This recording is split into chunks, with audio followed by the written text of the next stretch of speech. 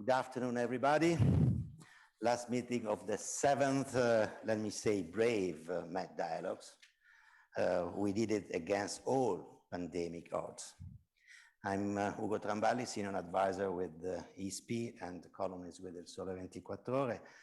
And together with my colleague Vivian E., Cairo bureau chief with the New York Times. The next 30 minutes we will have the pleasure to, I hope so, the pleasure to dialogue with Abdallah Habib, the Minister of Foreign Affairs in the new government of Najib Mikati. Minister Habib has spent many years in DC, in Washington, DC, first at the World Bank and then as a Lebanese ambassador. So the internal strife, the port explosion, the financial collapse, the street of Beirut, dark as in the civil war. But what amazed me, it's sad, but what amazed me is that international mobilization to help Lebanon is unique.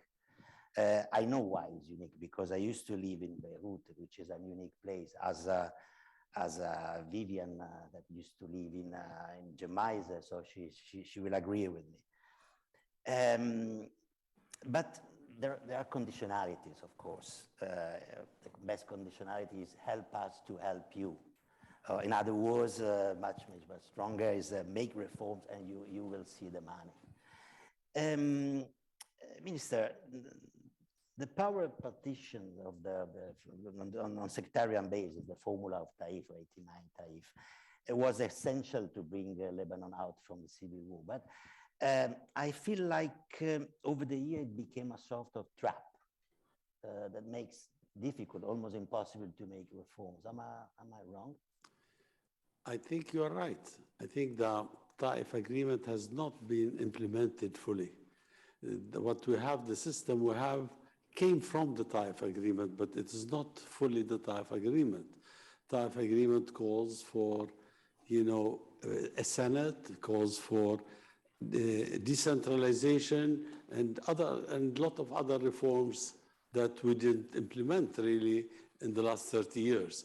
We just adopted few things, few changes here and there, and we moved, and it was good. And we lived in 3 decades of prosperity, not knowing very well that there is an end to such kind of fake prosperity that we had. So now we have to build again, we have to start again, and we had, a couple of years of no government at all.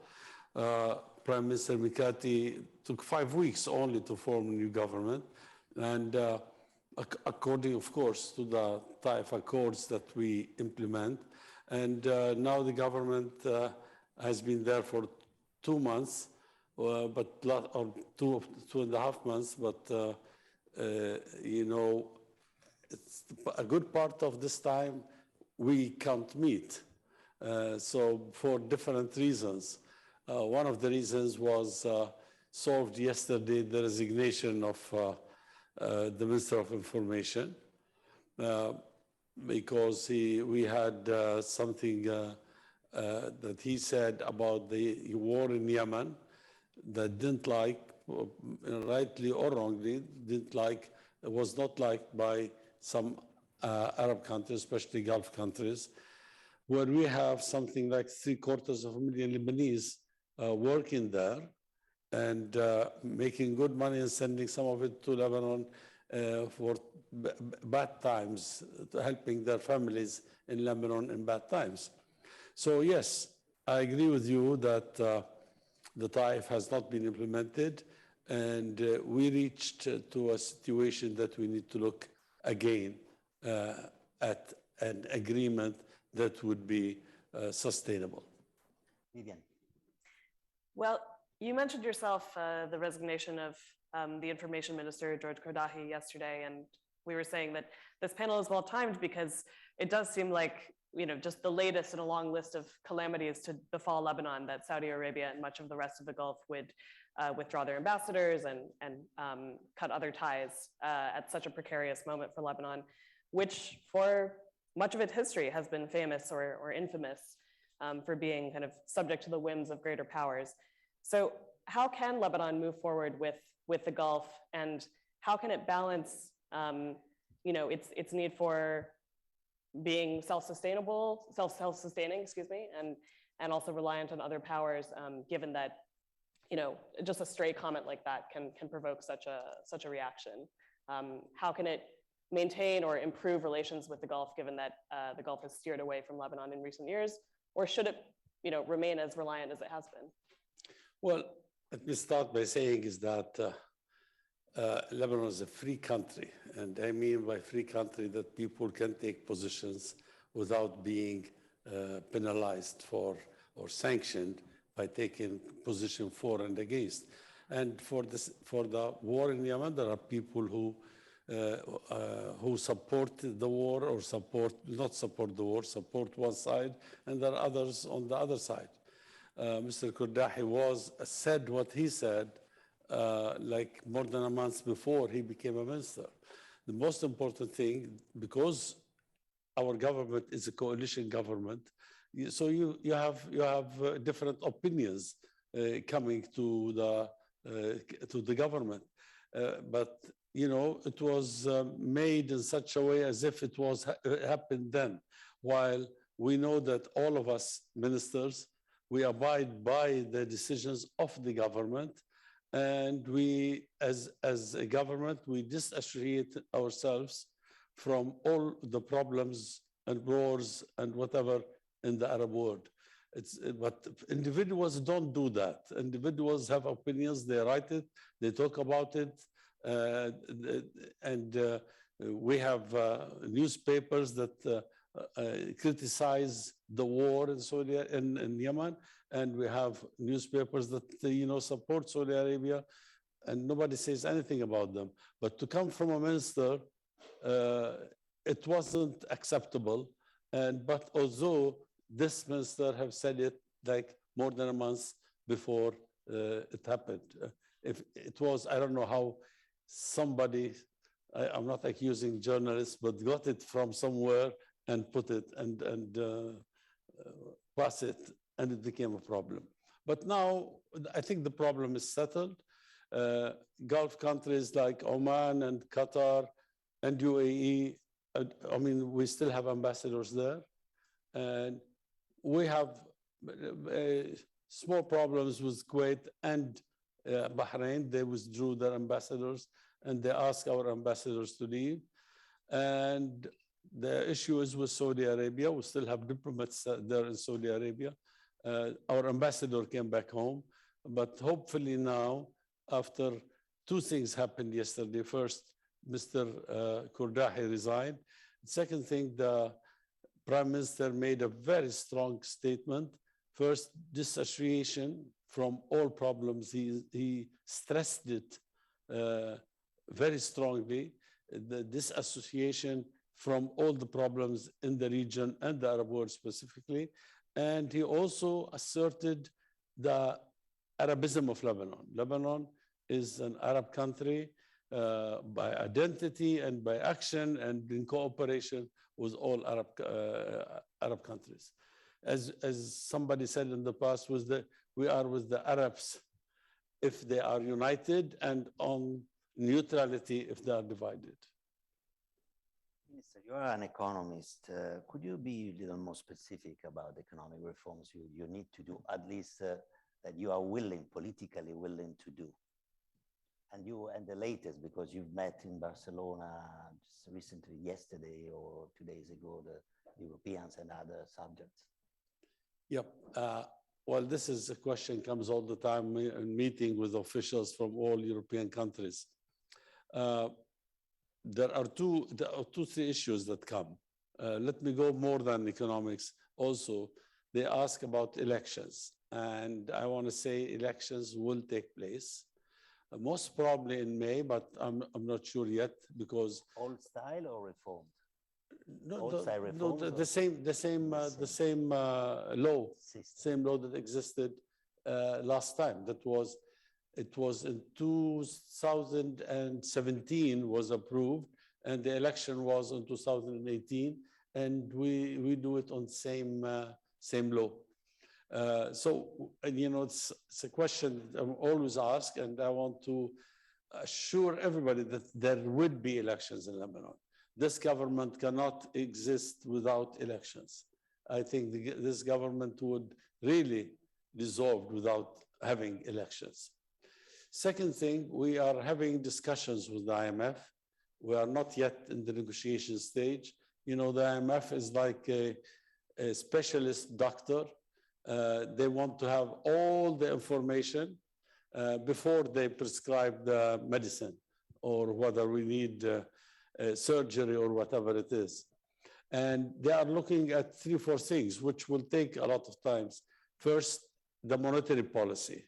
We have now like 5 exchange rates in the country. And the old official exchange rate, which still exists in some time in some transactions, was $1, 1,500 Lebanese pounds. Now in the market, yesterday it went down because of the resignation of Mr. Kordahi. It went down from 25,000 to 22,000. So we need IMF expertise and support in order to unify the exchange rate and float our exchange rate. I think, as an economist and who worked with the World Bank, that one of the mistakes we did in the last 30 years is that we had fixed exchange rates and we had high interest rate. Interest rate was 10, 15 at one time. In the 90s, it was 45%. Everybody thought it was for a few years, but it lasted all this time. It became like a Ponzi scheme. You cannot continue like this all the time. The second issue with the IMF is the central bank policy, the committee to overlook the commercial banks. All of this need to be restructured, in such a way that no such thing would happen in the future. And the third thing is the banking sector. The banking sector is now banks are living on fees, that they charge you for having money in the bank, and they charge you for not giving you money for money that you have in the bank, and because there's no investment, nothing. Nobody is investing money with the banking sector or with any of the banks, in whether it is in foreign currency or in Lebanese pounds. Nobody is putting money there. There's a lot of hoarding, and people are using money from hoarding in order to live if their money from working is not enough. And a lot of them are like that. So this is the IMF. We're working also with the World Bank on electricity. Electricity now, thanks to Iraq, the public company is giving the public 2 hours of electricity a day only. So, and if it wasn't for Iraq, we would not have reached this 2 hours. We could not give 2 hours. Now we are working with the World Bank again in order to get gas from Egypt and electricity from Jordan. They have to go through Jordan, Syria to come to Lebanon. It is a little bit delayed because of the Caesar Act, the American Caesar Act. But now what I hear from both Egypt and Jordan, that they got the clearance and things will start to work. Meanwhile, Syria is working on the power lines that goes through Syria to Lebanon. Because of the war, some of them were damaged. So these are 3 things that we're working on. The government really came, our time expires on May 21st because the parliament finishes on May 21st. And so it's going to realize these 3 things in these 3 months. Miriam.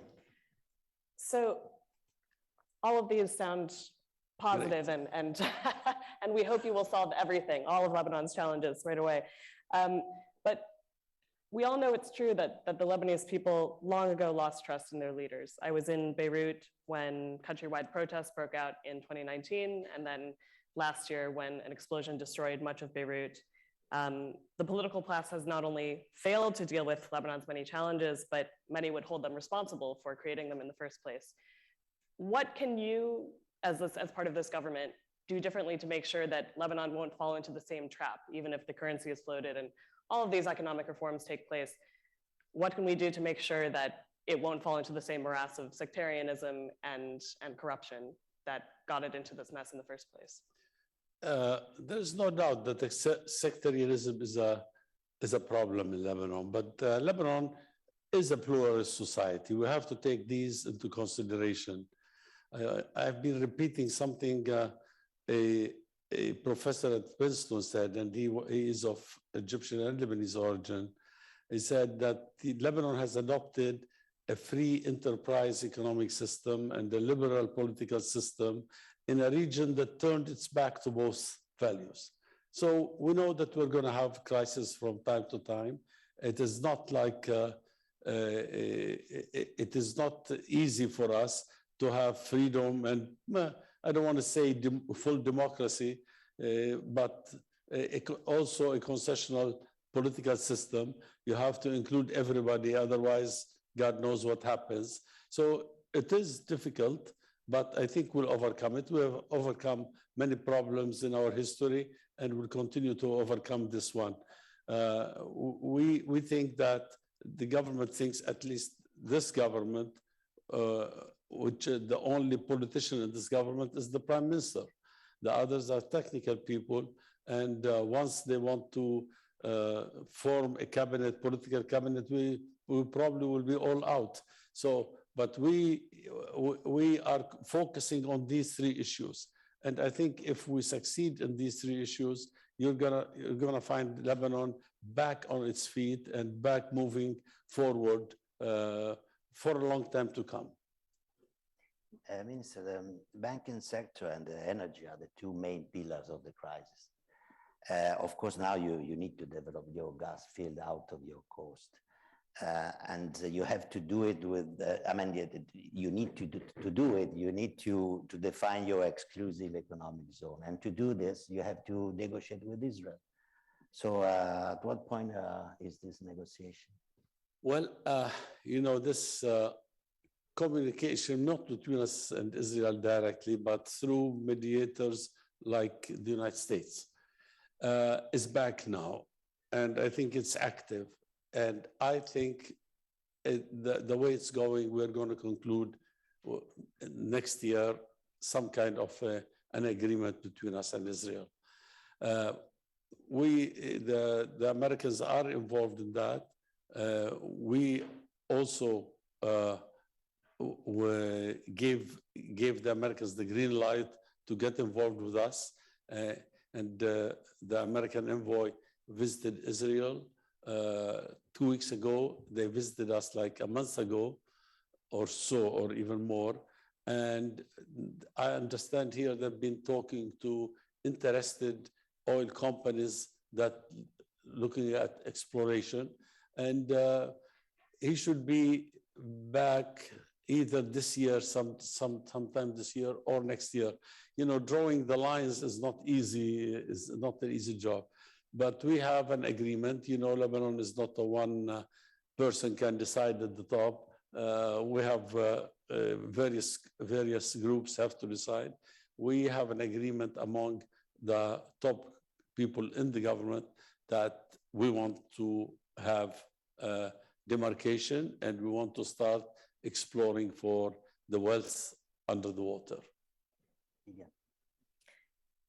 So speaking of the Americans, we'd like to turn to how the US and the EU can help Lebanon with its many challenges, given especially that you have a state within a state in Lebanon called Hezbollah that is part of the reason why the Gulf has decided to pull away from Lebanon. How can you best maintain relationships with the EU and with the US, and what can they do to help you given this complicating factor? Look, the presence of Hezbollah in the cabinet and the government is not a problem to neither the United States nor the EU.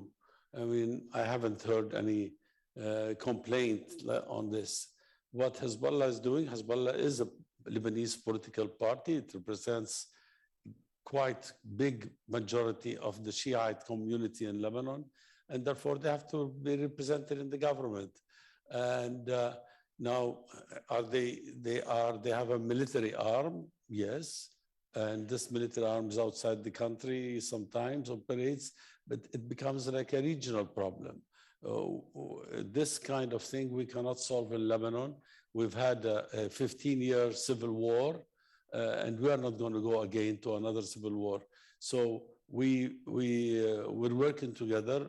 The EU and the United States are not judging us on this issue. Maybe under President Trump, they did judge us on this issue, and they made some sanctions based on this issue, but not the present administration. So we're being judged on really going for reform. And we are doing reform.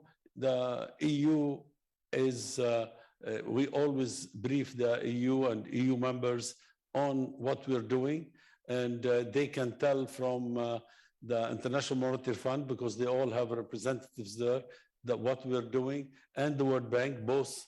I mean, there are representatives for like 6 or 7 countries of the EU in both institutions. So they have what we call EDs, like executive director, in the board of each institution. So they know what we're doing, and we haven't, on the contrary, what they want us is to speed it up. And I think they are right in pushing us to speed it up, because Lebanon has to speed it up. It's in our interest to come up with the solution with the IMF very, very, very soon. I think with the World Bank and the electricity, it's going well. We're going full speed. And I saw the people from the bank the other day, they are satisfied with the speed we are going with the World Bank. And we usually tell the EU and tell the Americans about any development in this respect. And also, as I said, they can do it, they can know it from both institutions directly. But let me follow up the Vivian question about Hezbollah. Yeah, it's a part of the Lebanese political framework, but Hezbollah has his own militia, which is many extent is stronger than the army. They control the south of Lebanon, and they have basically they have their own independent regional agenda, which it doesn't seem to me to be the same regional agenda that the Lebanese government has. I mean, they fight in Syria, in Iraq, perhaps. They have their own policy against Israel in the south. I mean, how can you match this, a state within a state? You've got to be a magician, no? Yeah, I mean, look, this is a problem. You are right. For one, I want one army in Lebanon. It's the Lebanese Armed Forces, or as we call LAF, LAF. But we have a fact. Yes, we cannot deal with it militarily. We will not deal with it militarily. This is out of the question to deal with it militarily. We talk, I mean, this military arm of Hezbollah rarely used. Sometimes it was used in Lebanon, but most of the time it's the Hezbollah political branch or arm that deals with the people. And, you know, yes, Hezbollah has a lot of influence in Lebanon, but every sect, every leader from those top leaders have influence in Lebanon. Nobody can make the other do what this institution wants or not. Like Hezbollah, even to its best allies, to the closest allies, like the Speaker of the Parliament, Mr. Habib Berri, you cannot make him do what they want. Like last presidential elections, Hezbollah voted to support President Aoun for presidency, but Speaker Berri did not. He chose another person. But this is, and now also the allies between Mr. Aoun's or President Aoun party and Hezbollah. It doesn't mean they dictate to each other what should be done. No, we have a lot of freedom and democracy in Lebanon.